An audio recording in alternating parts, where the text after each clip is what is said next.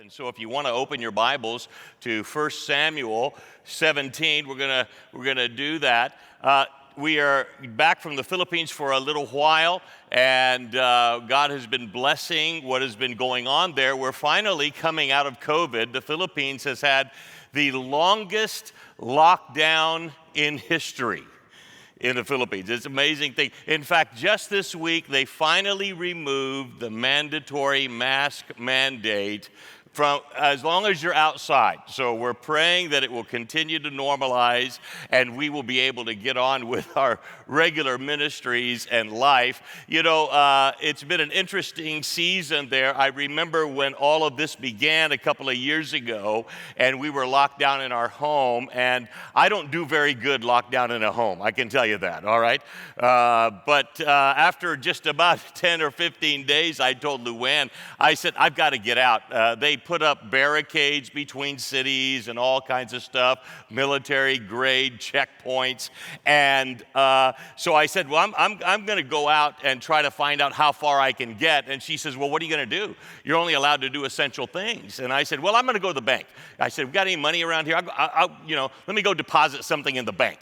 And so I got in the car and I took off down the road, and I got to the first checkpoint. And the guy, man, he was, he had a big rifle. He was in fatigues, very intimidating. And I pull up there and I roll down the window and he says, where are you going? And I says, well, I'm going to the bank. I got to put some money in the bank. And he says, well, where's your bank? And I says, well, it's in this part of town. It's in a building called Medical Plaza. I said, he said, you going to do anything else there? I said, yeah, I'm going to probably visit my office. It's in the same building, but I'll just go up, the elevator. And he says, where is that again? I told him, I said, the building's name is Medical Plaza. Our building is next, the ministry office is in a building. It was next to a hospital. And he says, well, what do you do there? So I pulled out my card, and because I have a PhD, my card says Dr. Greg Lyons. And I just showed him my card, and he goes, oh, doctor, I'm so sorry. You should be in the fast lane. And he moved over, was moving cars and waving me on by, and taking care of things. Finally, that thing got me some respect, I can tell you.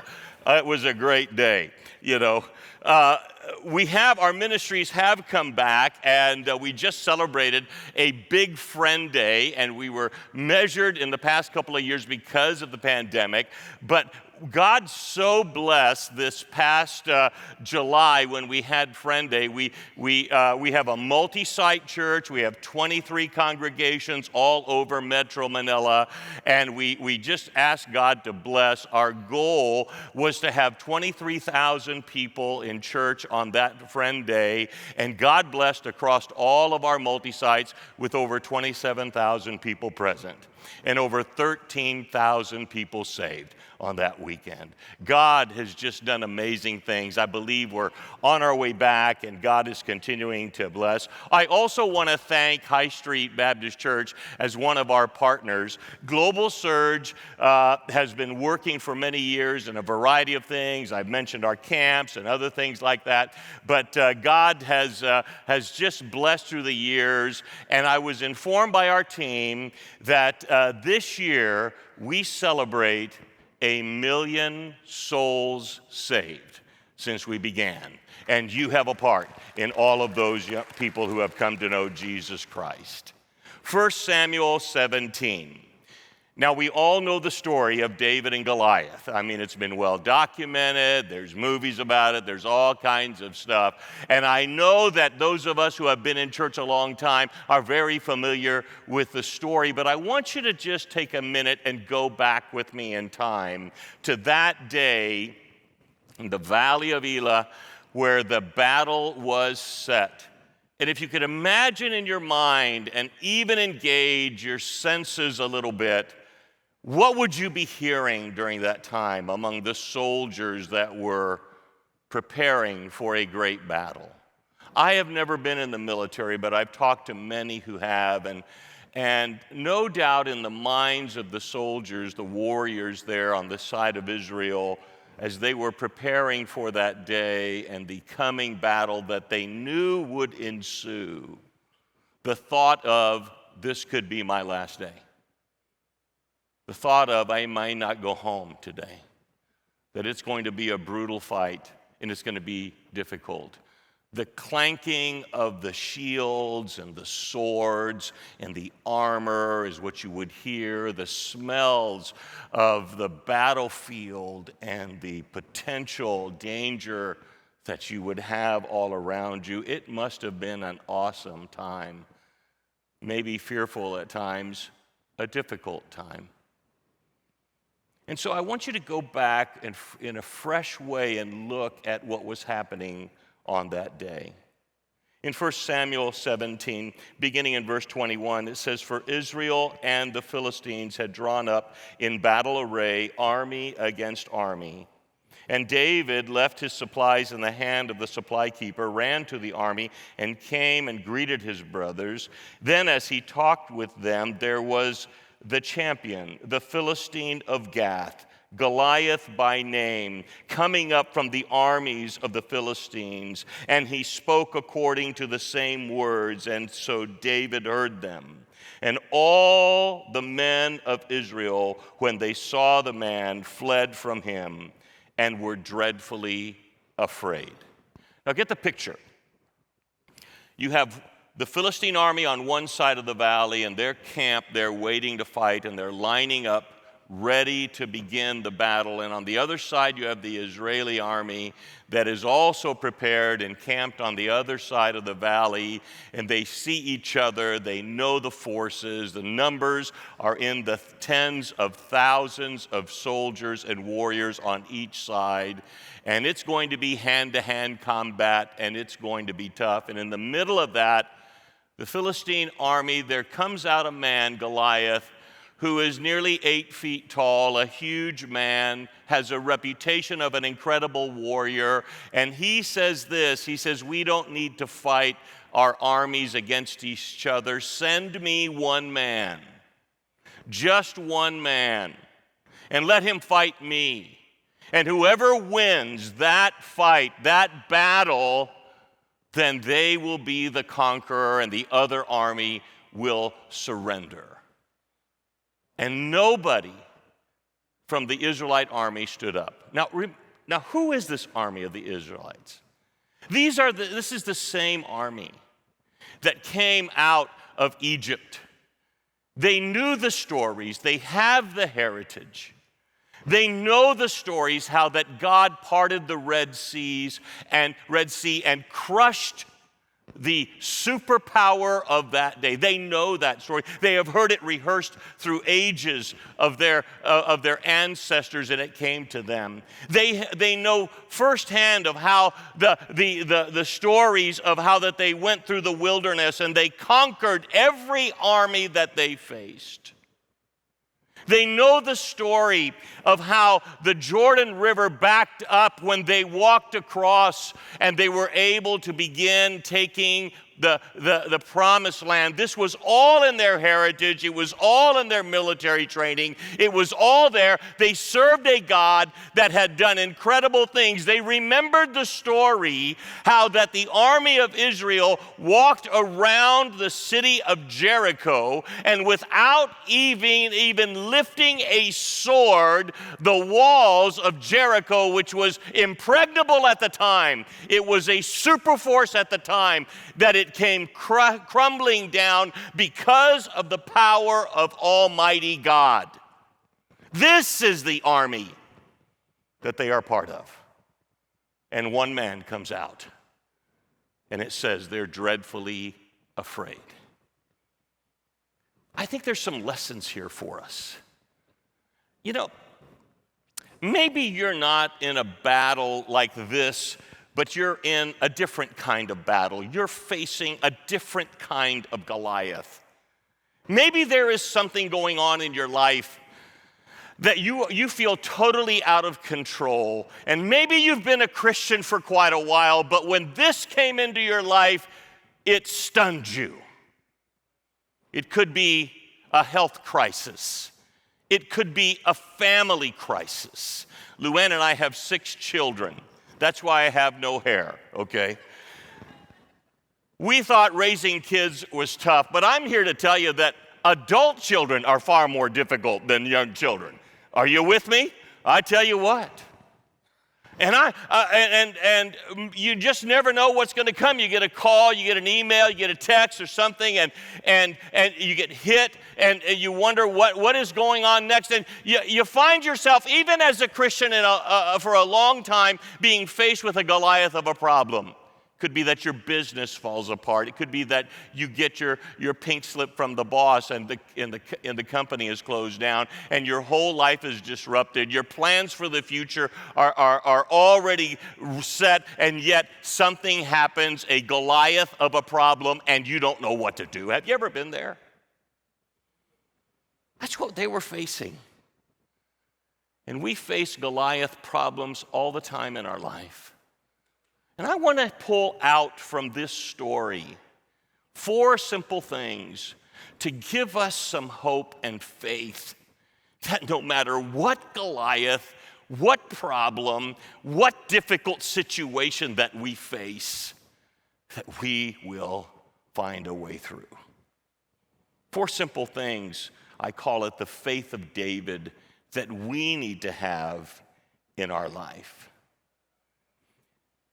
When David spoke to the men in verse 26, he says, verse 26, who stood by him saying, "What shall be done for the man who kills this Philistine and takes away the reproach from Israel? For who is this uncircumcised Philistine that he should defy the armies of the living God?"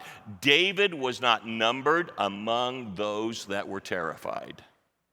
He knew the God that he served could overcome even a Goliath. First thing that David had was David saw opportunity when others saw danger. David was not distracted or dismayed. David said, "This is an opportunity for God to be exalted."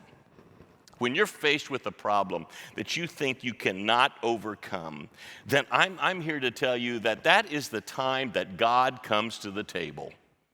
When that Goliath of a problem shows up, have the faith of David and see the opportunity to bring glory to God.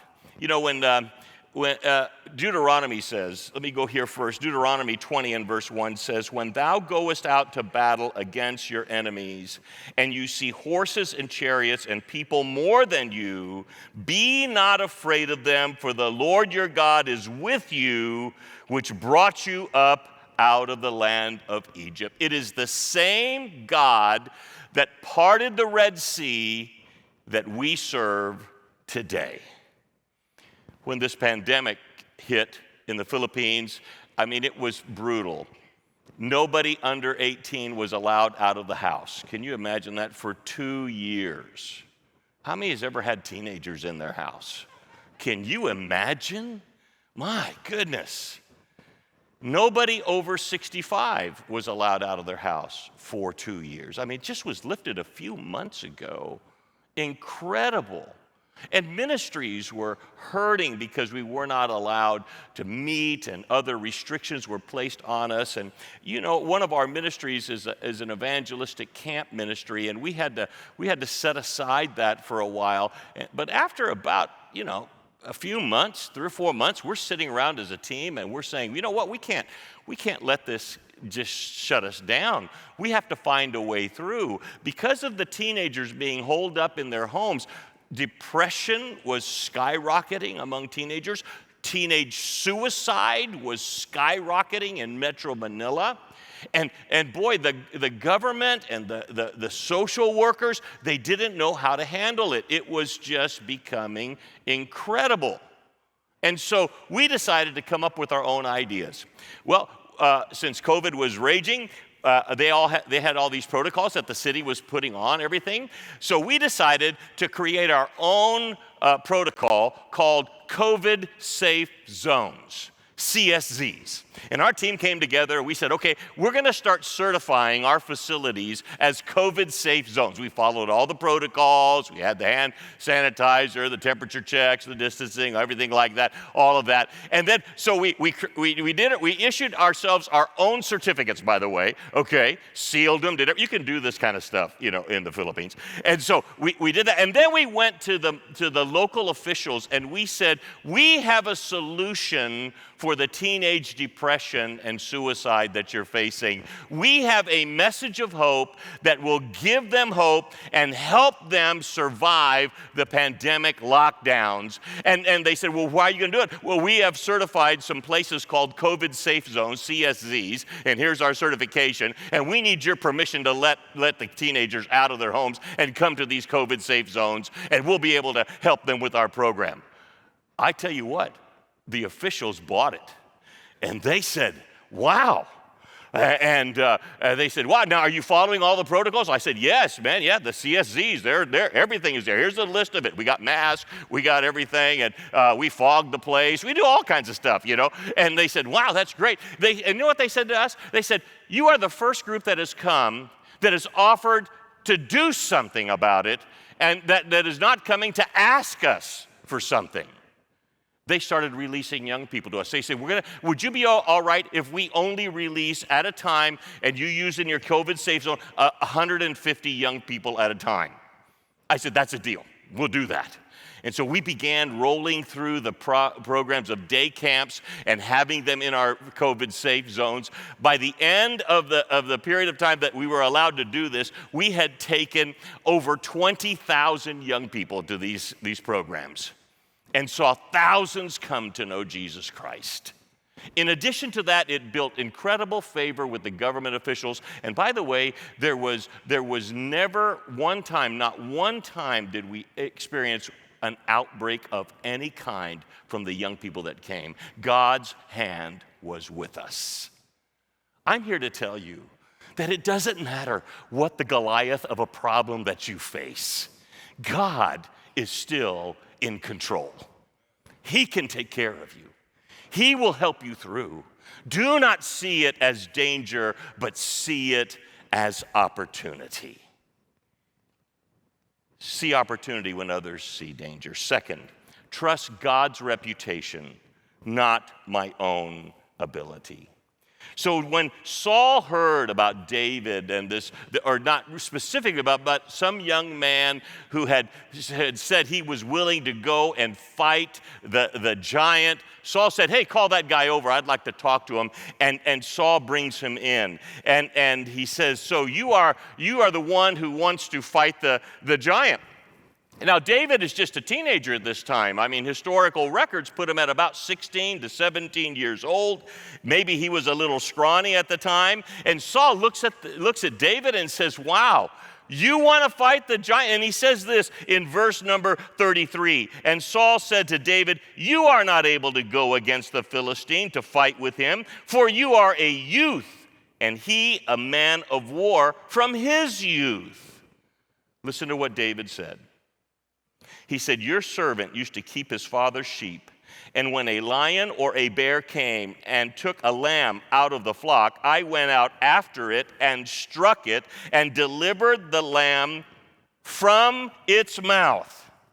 And when it arose against me, I caught it by its beard and struck and killed it. Now, wait a minute. We need to get a visual of this, okay? So for all of the hunters out here, listen to this story. This is a real hunter.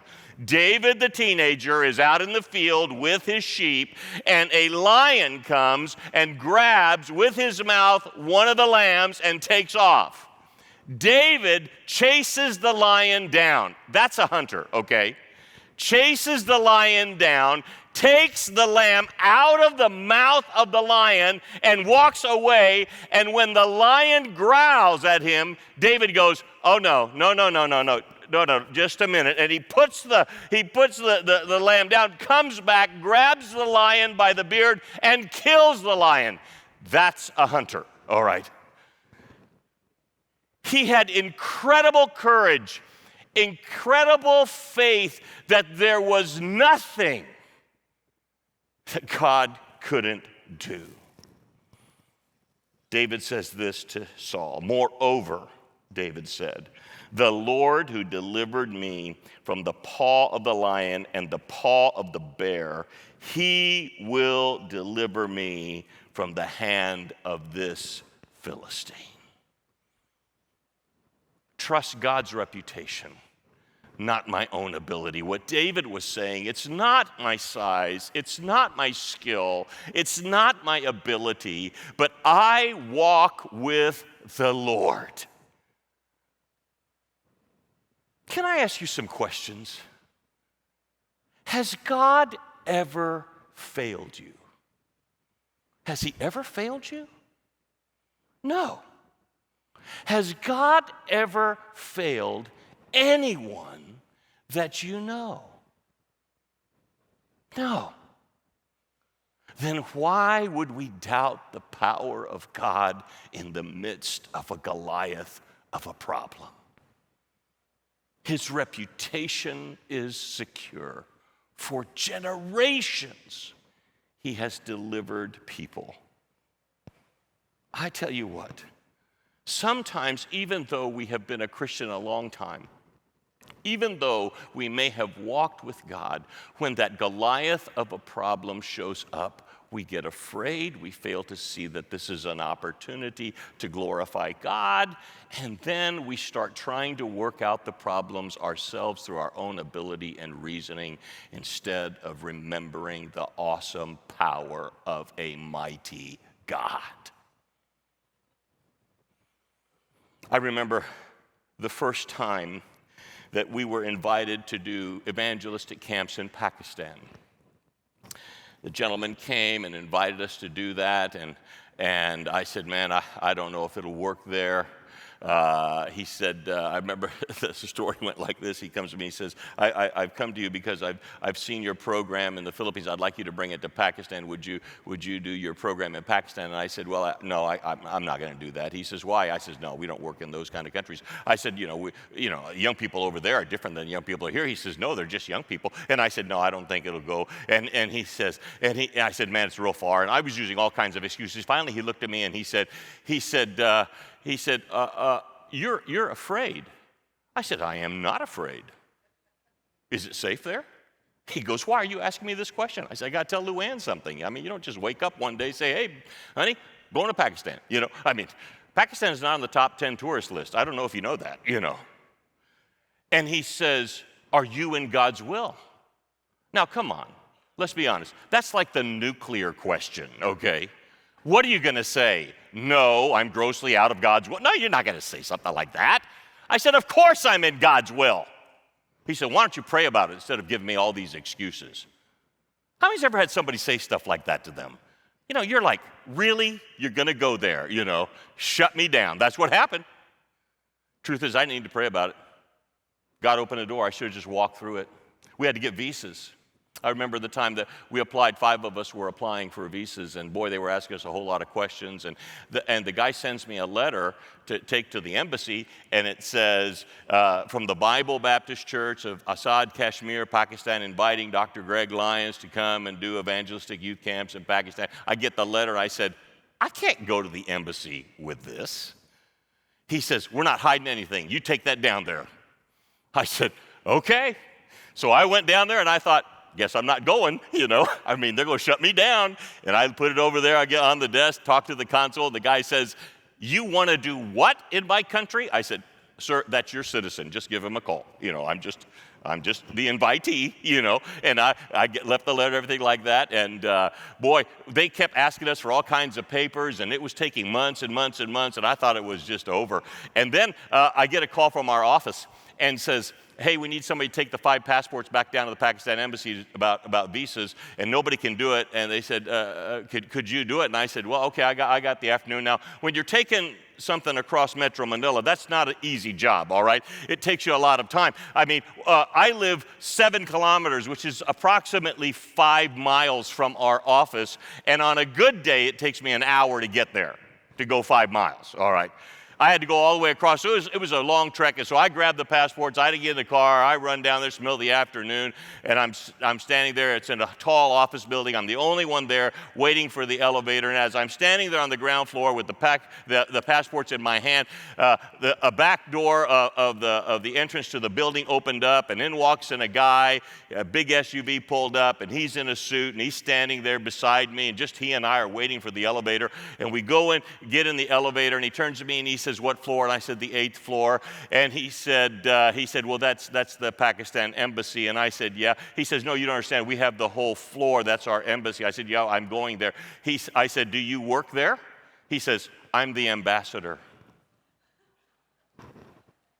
I did a flare prayer. Do you know what a flare prayer is? A flare prayer is when you don't have time to look spiritual. You just breathe something to God, okay? And my flare prayer was, slow down the elevator. We're there, and we're going up, and he looks at me, and I've got the passports in my hand, and he says, "What are you planning to do at the embassy?" I said, "We're applying for visas." He says, "Oh." He says, "Do you have business in Pakistan?" I said, "Won't know till I get there, you know." And he goes, "Well," and then he says, "Oh," he says, "Are you this group that is trying to get visas into my country?" And I said, "Yes, sir. We're the group." I said, "Sir, we're not going to do anything wrong in your country. We're going to be a help to the young people in your country. We're going to talk to them about moral values and how to improve their life and how to have hope in their life." I said, "I would really appreciate it if you would just consider our application." He looked at me and he said, "Well," he says, "I will not make any promises, but I'll tell you what, I'll take a look at it today." I said, "Thank you, sir." And we walked in, I gave the passports, signed the documents, and left. The next day, 5 missionary visas were stamped in all those passports, and we were given clearance. Can I tell you what? You can really trust God's reputation. He really is in control. It doesn't matter how big the Goliath problem is. God can help you through it. We're going back later this year to Pakistan. In fact, we're doing some more camps. I'm trying to raise $90,000 to take 10 to 15,000 kids back to Pakistan to hear the gospel. We have seen such fruit. Numerous churches have been planted, and God is moving in a mighty way. Pray about helping with that. Not only when others see danger, we see opportunity. Not only trust God's reputation, not my own ability, but third, use what God has given me now. This is the story. It says in verse 38, "So Saul clothed David with his armor, and he put on a bronze helmet on his head. He also clothed him with a coat of mail. David fastened his sword to his armor and tried to walk, for he had not tested them. And David said to Saul, 'I cannot walk with these, for I have not tested them.' So David took them off. Then he took his staff in his hand, and he chose for himself 5 smooth stones from the brook, put them in a shepherd's bag and in a pouch which he had, and his sling was in his hand, and he drew near to the Philistine."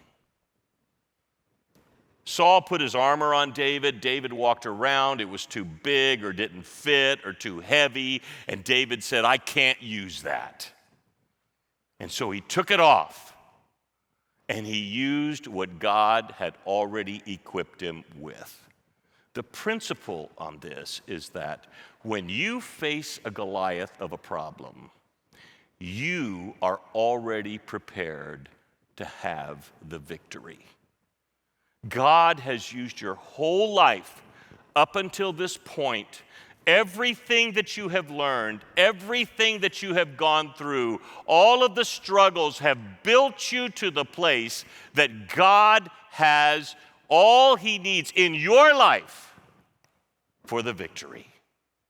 A lot of people say, when they want to serve the Lord, or they have a problem. Well, I'm not prepared. I'm not ready. I can't do this. I don't have enough money. I don't have enough time. When I get a promotion, when the kids leave the house, when I do this. And we have a myriad of excuses when in fact God is just saying, I've already prepared you.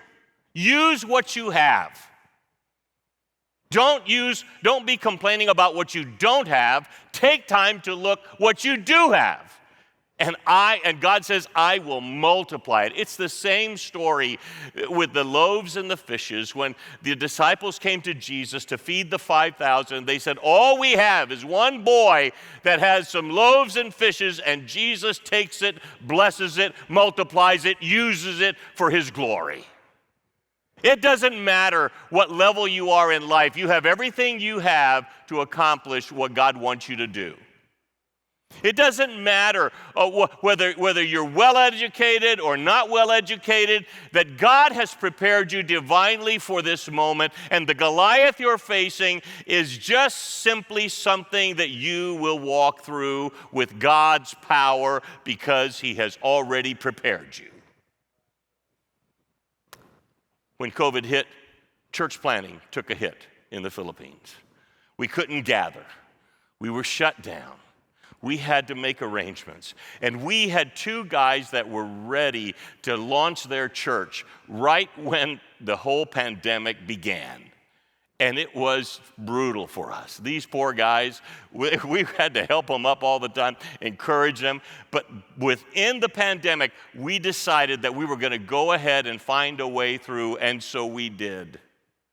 We were able to do relief, and so what we did was we gathered people for relief, preached to them, held the service, and launched the church. And God blessed with hundreds of people showing up because we decided to use what we already had. What excuses are you using in your life that is preventing God from giving you the victory that he has already prepared for you?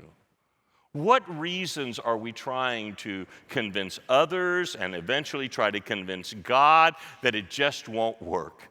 I'm here to tell you, take a step back.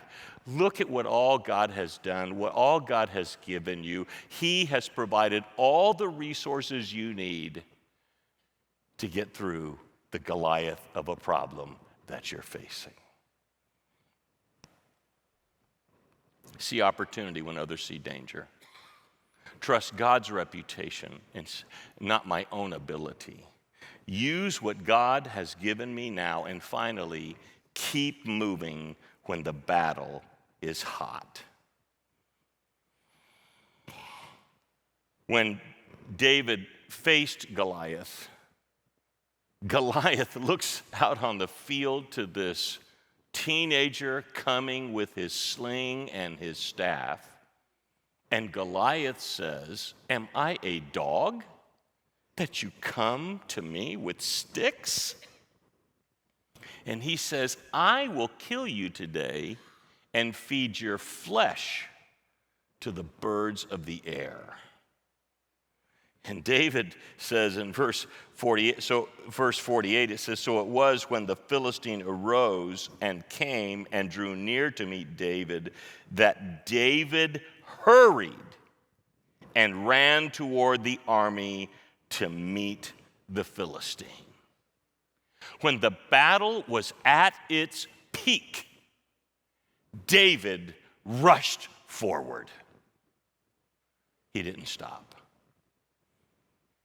I remember as a kid when my parents would come on furlough, they would deposit Eddie and I and our sister on a farm in Iowa. Now, I'm a city guy, okay? I like concrete. I like to see the air that I breathe. I come to the States, I get on a little oxygen high, okay? I'm not a jungle missionary, I admit that. If I get more than 20 miles away from a Starbucks, I could really go into convulsions, okay? I mean, that's me. And I get deposited on a farm off of Highway 2 out of Bloomfield, Iowa, and I tell you what, it was a great experience, but it was nothing that I was used to. And I remember one time that my granddad got us out in the field to shuck corn. How many's ever shucked corn? Raise your hand. Any of you shucked corn? Now, my granddad never introduced to us the little thing that you could put on your hand that had a little hook on it to pop the ear out. No. He just gave us some gloves, cloth gloves, and set us out there and says, grab the corn. And if you've ever shucked corn, you know that as you're doing it, if you don't do it right, the leaves, the blades of the corn will cut your hand to pieces. Am I right? And so I was out there, and Eddie was out there. I don't know where my sister was, She always got a pass, And we're out there, and it's hot, and I'm itchy, and I'm grabbing the corn and throwing it everywhere, And my gloves are cut up, my hands are cut up, and I am there in the field praying, oh God, tornado, earthquake, something, get me out of this field. About that time, I heard Grandma yell from the house that it was time to eat dinner. It was 5 o'clock. At Grandpa's house, you had dinner precisely at 5 o'clock. And so I thought, man, thank God we're getting out of this field. We went back to the house. We sat down for dinner. And at my granddad's house, when you sat down for dinner, you never said a word because the news was on. And Grandpa was watching the news while he was eating dinner. So we just ate and were quiet. The news went on, the sports went on. Finally came for the weather report to come on, and the weather comes out, and the guy says on the weather report that there was a chance of shower in the morning. And I thought, thank you, Lord. We don't have to get in that field.